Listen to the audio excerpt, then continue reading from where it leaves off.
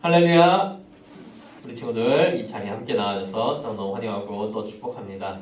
우리 이렇게 사순절의 기간을 보내고 있는데 이 사순절의 절기 가운데에서도 언제나 하나님을 마음에 품고 말씀으로 새롭게 되는 그런 우리 친구들 되기를 바랄게요.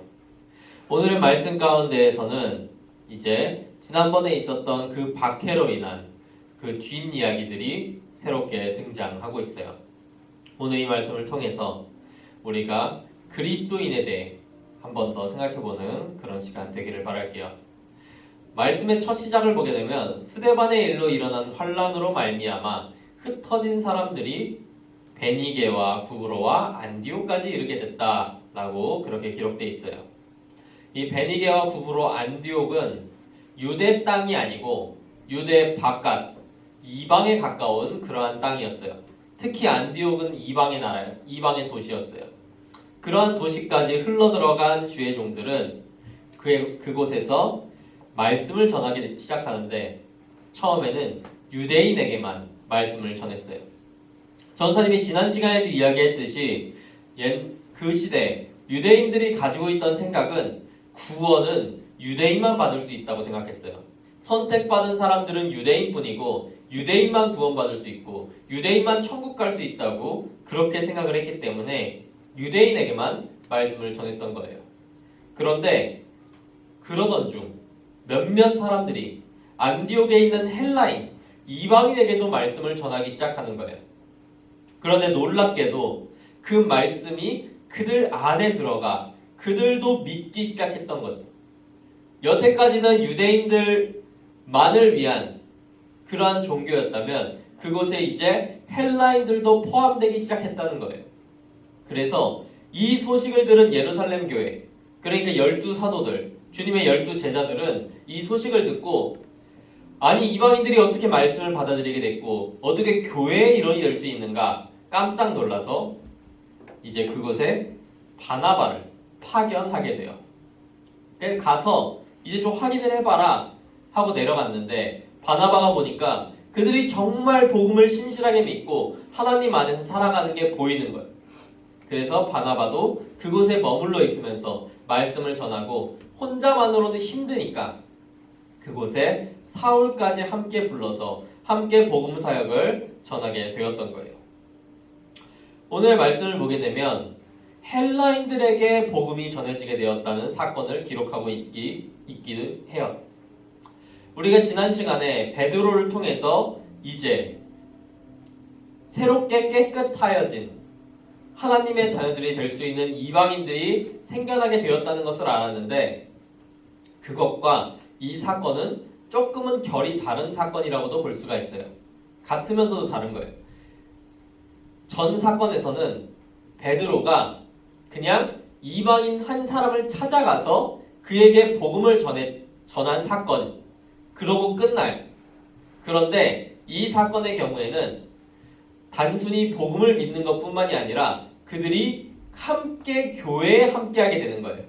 그 전까지는 그냥 이방인 한 사람, 그냥 그 사람이 믿고 그 집이 믿고 끝났다면 이제는 교회에 다른 이방 사람들이 오게 되는 그러한 사건들이었던 거예요. 그래서 교회에서는 더 궁금해했고 그것을 알고자 하였던 거죠. 이러한 일들이 있으면서 이제 이방인들도 교회에 들어와서 하나님의 복음을 듣게 되는 그러한 사건들이 점점 늘어나게 되는 거예요. 복음이 점점 넓어지게 되는 거죠. 사도행전 첫 장에서 예수님께서 말씀하셨던 것처럼 예루살렘과 온 유대와 사마리아와 땅끝까지 이르러 말씀이 전파되는 그 사건의 시작이라고도 볼 수가 있는 거예요. 그런데 여기에서 더 재밌는 점이 있어요. 우리가 마지막 절을 보게 되면 제자들이 안디옥에서 비로소 그리스도인이라 일컬음을 받게 되었다 라고 기록되어 있어요. 그러니까 그 이전까지는 이 사람들을 부르는 마땅한 명칭이 딱히 없었던 거예요. 그냥 그리스도를 따르는 자들, 예수를 따르는 자들이었던 거예요. 그냥 그 사람들은 예수 믿는 사람들이라고 불렸던 사람들인데 이제 이들이 그리스도인이라고 불리게 되었던 거죠. 이 그리스도인이라는 것은 그리스도로 사는 사람을 가리키는 말이에요. 그러니까 이 사람들은 살아가면서 그리스도인답게 살아가려고 노력하고 그리스도인으로 살아가려고 노력하는 사람들을 말하는 거예요. 살면서도 그냥 계속 그런 생각만 하는 거예요. 아, 이게 하나님께서 기뻐하시는 일일까? 아, 이게 그리스도인다운 일일까? 머릿속에 그리스도만 있는 거예요. 그러다 보니까 주변 사람들이 저 사람들을 보면서 아니 뭐 말끝마다 그리스도야 이러면서 그들에게 붙여주게 된 별칭이라고도 할 수 있는 거예요. 우리나라에서 이런 비슷한 명칭이 있었어요. 그거를 예수쟁이라고 했었어요. 옛날에는 예수 믿는 사람들을 가리켜서 예수쟁이다 라고 하는 그런 사람들이 있었어요. 왜냐하면은 그 사람들하고 얘기하면 맨날 예수님 얘기밖에 안 하는 거예요.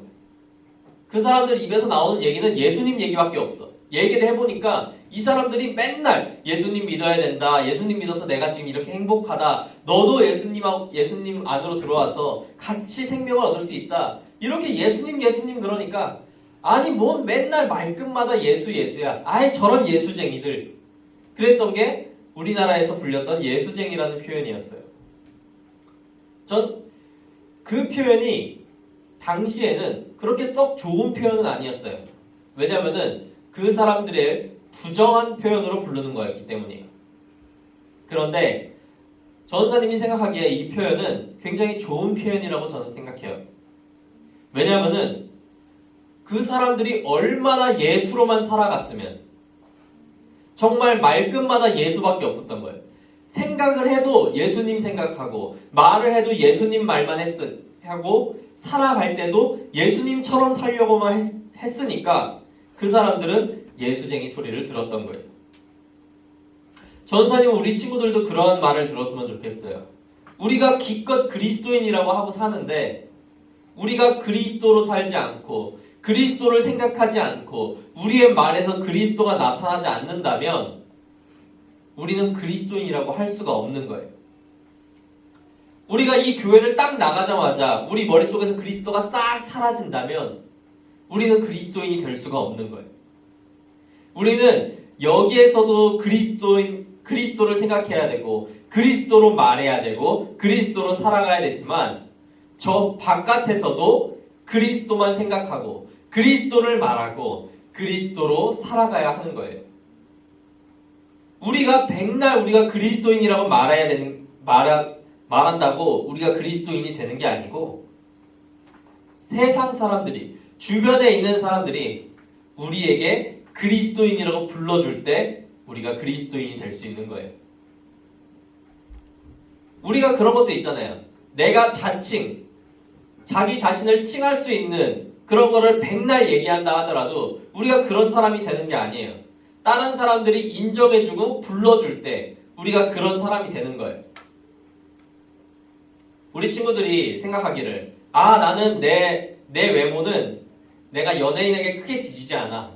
남자들은 내 얼굴 정도면 원빈이랑 좀 비슷하지. 그렇게 백날 얘기한다고 해서 주변에서 인정을 안 해주면 그거는 그냥 내 마음대로 그냥 얘기하고 다니는 것 뿐이잖아요.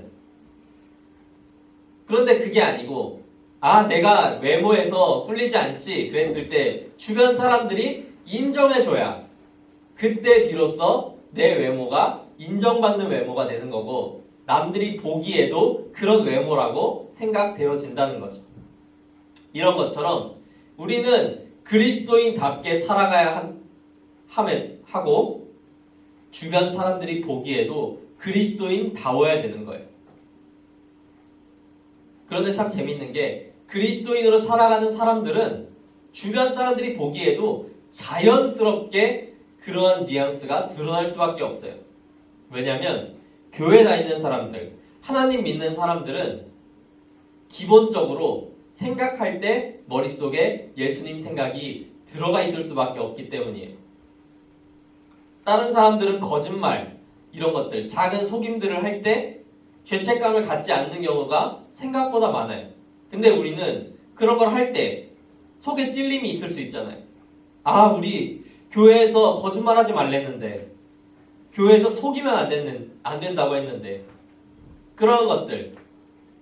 또 우리가 무언가 작은 나쁜 일을 한다고 할 때라도 우리가 기분이 나빠서 친구에게 뭐 심한 말을 하더라도 이게 마음에 찔림이 되는 거예요. 더 크게. 아, 교회에서 우리가 예수 믿는 사람으로 우리가 그러면 안 된다고 배웠는데, 그런 것들이 우리가 삶에서 드러나게 되는 거예요. 그러한 것들이 드러날 때 우리가 그리스도인이 되는 거고, 그리스도를 전파하는 증거자의 삶을 살아갈 수가 있는 거예요. 전사님은 우리 모든 친구들이 진짜 그리스도인이 됐으면 좋겠어요. 교회에서만 그리스도인이 되는 게 아니고, 교회에서는 착한 친구들이 밖에서는 안 착한 경우도 있다고 하더라고요. 전사님이 보기에 우리 여기 있는 친구들은 다 착한 그리스도인들 같은데, 우리 친구들이 밖에서 어떻게 지내는지는 전사님도 잘 모르잖아요. 여기에서 있었던 것처럼, 여기에서 이렇게 그리스도인으로 있는 것처럼 밖에서도 그리스도인으로 살았으면 좋겠어요. 그렇게 될 때 하나님도 우리 친구들 보면서 아, 이 녀석들 정말 그리스도인으로 사는구나, 그렇게 우리 친구들을 칭찬해주고 우리 친구들에게 큰 복을 허락해 줄 거예요. 이제 우리가 사순절, 지금 두 번째 주일을 보내고 있어요. 앞으로 3월 한 달 동안에는 쭉 사순절을 보내게 되고, 그 후 고난주간과 부활절을 맞이하게 될 텐데, 우리가 이 기간 동안만이라도 세상에서도 참으로 그리스도인으로 살아가는 그런 우리 친구들이 됐으면 좋겠어요. 생각을 할 때도 그리스도를 생각하고, 말을 할 때도 그리스도를 말하고, 이 세상 가운데에서 살아갈 때 그리스도로 살아가는 그런 참된 그리스도인으로 살아갈 수 있는, 그리함으로 우리 주변 사람들에게, 우리 친구들의 친구들에게 야, 넌 진짜 교회 다니는 사람이 맞구나, 너 진짜 그리스도인이구나, 그런 호칭을 들을 수 있는 그런 우리 친구들 되기를 바랄게요. 그럼 이제 우리 들은 말씀 생각하면서 잠깐 기도하는 시간 갖도록 할게요.